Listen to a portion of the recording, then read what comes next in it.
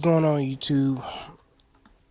Man, I've been thinking about this for a minute, for a good minute. You know what I'm saying? So, now that I got all my thoughts together, you see the title, you know what this is about, man. This is about, Wilder and the whole Luis Ortiz thing and him being on steroids thing. But, you know, comes a time, man, sometimes, you need to do some like critical thinking, man. You know what I'm saying? Some people, you just got to do that critical thinking, And sometimes, I think, we can be maybe just a little bit like too simple with it. You know what I'm saying? Too simple with it as far as like having an opinion about the whole who should fight who and when, where, and why. Let's forget about all the money and stuff like that. We just want to see the fights and stuff like that. That's from the fan perspective, but that's without, having knowledge. You know what I'm saying? That's, a casual fans. That would be a casual fan perspective, but, as far as like the hardcore, in my opinion, that shouldn't be our, perspective on, the sport of boxing, because we know maybe a little bit more than someone who just peeking in. You know what I'm saying? Who just looking out, peeking in every now and then. Probably only fighting one fighter. Like maybe a Canelo fan. Not say they casual fans or something, anything like that. But I'm just saying, a name that you recognize, like a Mayweather, like Mayweather and stuff like that. A lot of people don't even watch Mayweather. You know what I'm saying? They probably never even seen him box, but they probably heard of his name, and they have an opinion about him. You know what I'm saying? So, anyway, moving along, I think we should, some people call themselves hardcore boxing fans. I think it's just, probably do some critical thinking. Some critical thinking. And, maybe not just be a fan, you know what I'm saying? I mean, I look at some of the comments and stuff like that in certain videos. And,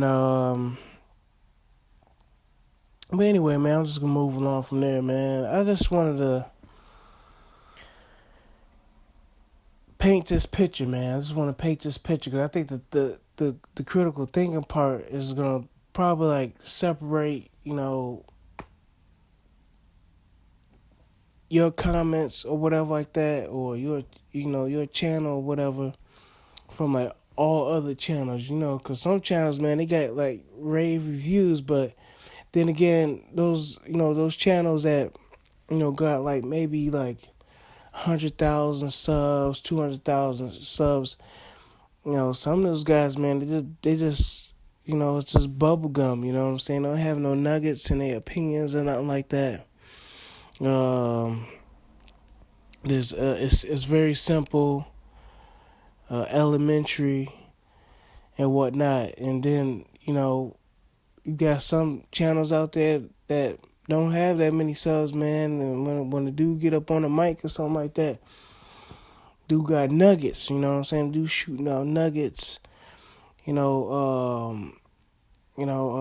good wise, the good viewpoints, you know what I'm saying? Just some critical thinking, you know what I'm saying? Really thinking outside the box. And if you notice, like, you guys been in like school and stuff like that, where you do your questions and stuff like that, and like history classes and stuff.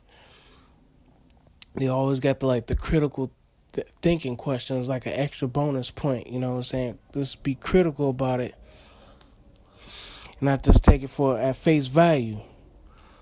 So that's my thing about this whole Luis Ortiz thing, and Deontey Wilder. And you got some people saying that Deontey Wilder's ducking, whatever like that, and he's scared of Luis Ortiz, right? But let's be real. Everybody talk about like being real, whatever like that. Let's be really real. Put yourself in that man's situation. I just want to make these 2 points. For one, Luis Ortiz, is is a drug cheat, man. Two, he's not even he wasn't even in the Nevada clean doping program. Okay, him and I guess Jarrell Big Baby Miller. That's what's come out. You know what I'm saying? This dude ain't in no clean boxing program or whatnot. He got busted for steroids or whatever like that. I think it was in the Latif Coyote fight. You know what I'm saying? Because I was rooting for Latif, man. I like that guy. But yeah, man.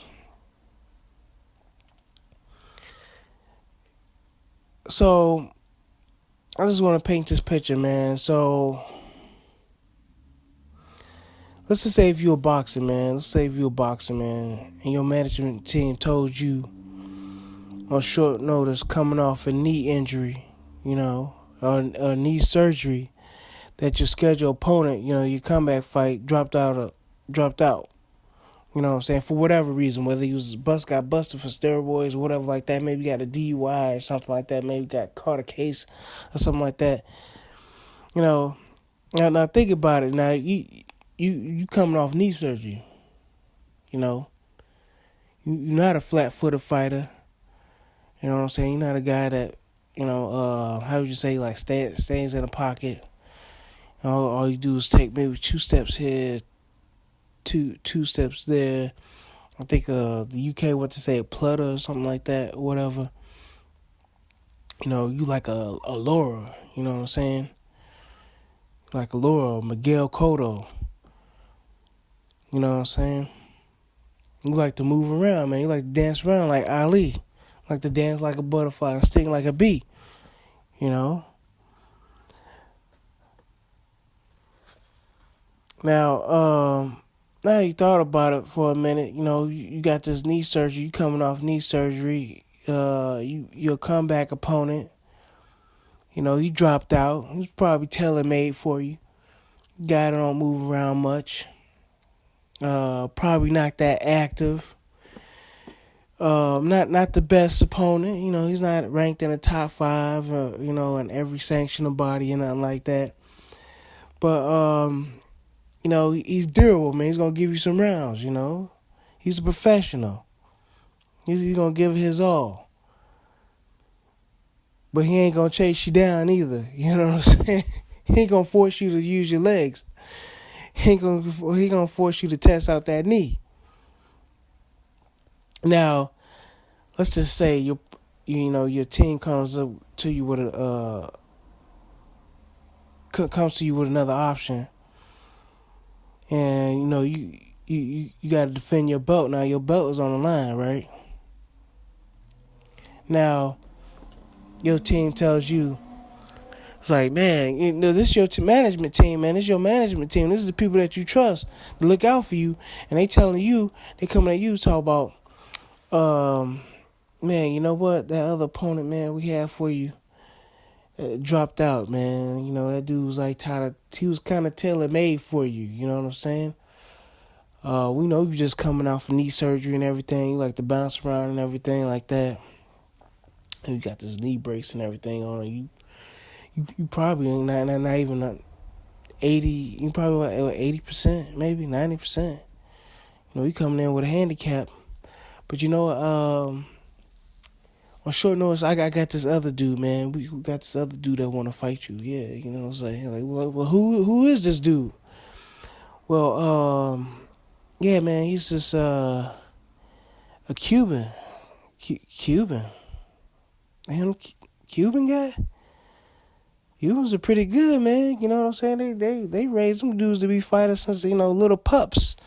These guys are in the gym at the age of 5, like they like those Chinese gymnasts and stuff like that. I'm pretty sure one the worst of them could be a tough out. Just coming from Cuba alone, it's like those Puerto Ricans. They got some good ones that come out of them islands. They ain't playing around. Yeah, but it's a Cuban guy. Yeah, you're like, who is this guy? Yeah, man, they call him King Kong. King Kong.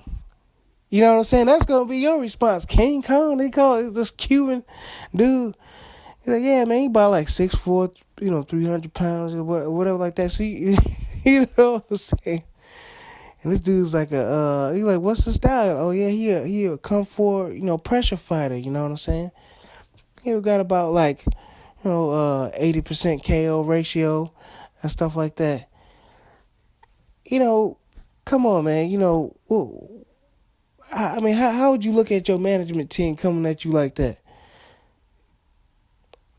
And then on top of that, you find out this dude has been busted for PED use. So you're gonna want to fight. So your management team gonna come to you after surgery, after knee surgery, your first time coming back after a 8-month layoff. You don't know how your knee's gonna hold up in a bad situation. Because all it takes is one little move here and there. The dude can be going up the steps. Maybe his knee won't hold up or something like that. Maybe he sprained his knee just before he gets in the ring the night of the fight.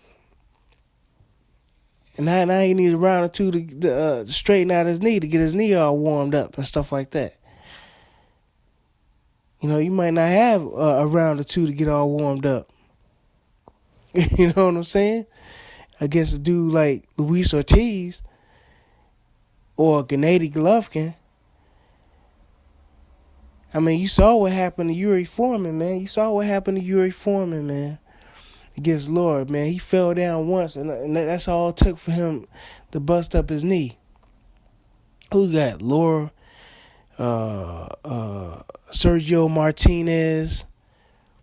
That knee was giving out on him. So we sort of saw, I want to say it's a Chavez Jr. fight. I want to say Chavez Jr. fight looked like he had a little bit of knee trouble. Mark Murray. Then all of a sudden, wasn't he coming off some kind of knee injury or something like that? He had some issue with his knee. All it took was one punch, and that was it, man. And he was bothering him. Then Miguel Cotto took him out. Some little dude took him out. You know what I'm saying? So, man, it really don't make no sense, does it, man? Somebody to come at you like that. Me myself, I wouldn't do you like that. I wouldn't do you like that. I was like, yeah, man, I know you just had surgery on your hand, and you know what? Old boy, that Mexican dude, that pressure fighter that likes to keep coming forward like a Ray Beltran and stuff like that. You know what I'm saying? A dude that knows how to pick you apart. Chavez Jr. or something. You can't afford to have no injuries against those guys. You're just coming off of injuries. You know what I'm saying? You got to have, in your mind, you got to know you solid, man. In your mind, you got to know you solid. Else you done. But yeah, man, on short notice, man, the dudes, this is his trainer and whatnot, man. They pretty much said, on a short notice, why would we want to fight a guy that's been busted, for PED use? You know what I'm saying? That was on the Boxing Voice, man. His trainers were talking about that. I think the white guy, I don't know his name. I think him and Lou DiBella was saying that, like, man, that don't make no damn sense. Why would we do that?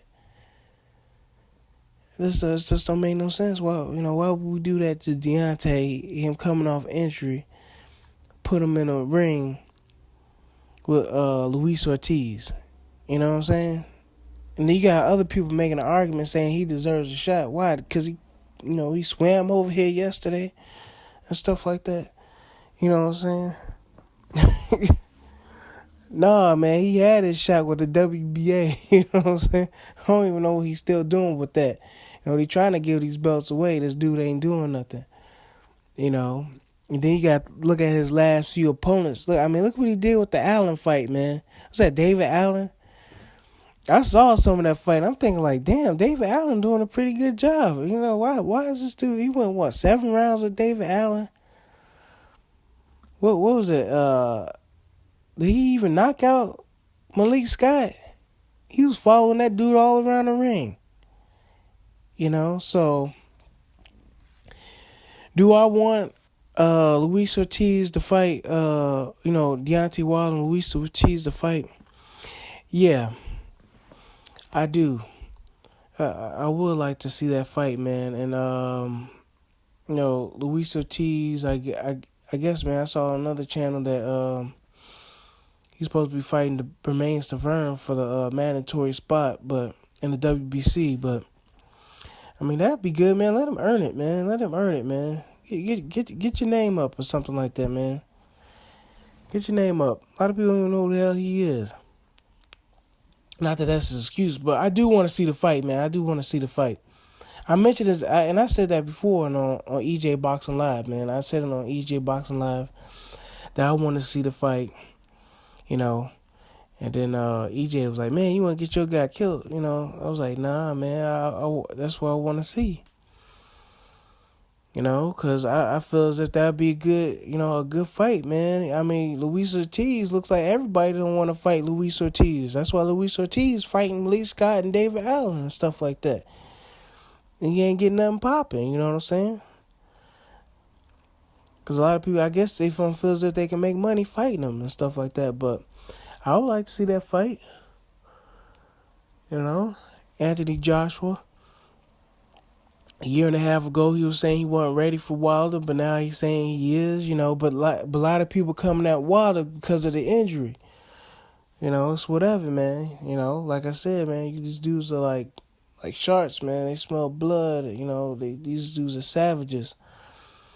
They think he's going to be easy out because they hoping that he gets injured or he throws a bad punch and hurts his hand. They got a chance. You know what I'm saying? That's what they betting on. Shoot, they could take a few punches and he hurts his hand. Hey, man, it's open season on Deontay. We'll see, man. We'll see, man. We'll see. It's another video I want to make, man, about this, but I can't think of it right now, man. All right, man. I'll catch y'all later, man. Y'all let me know what y'all think, man. All right, bye.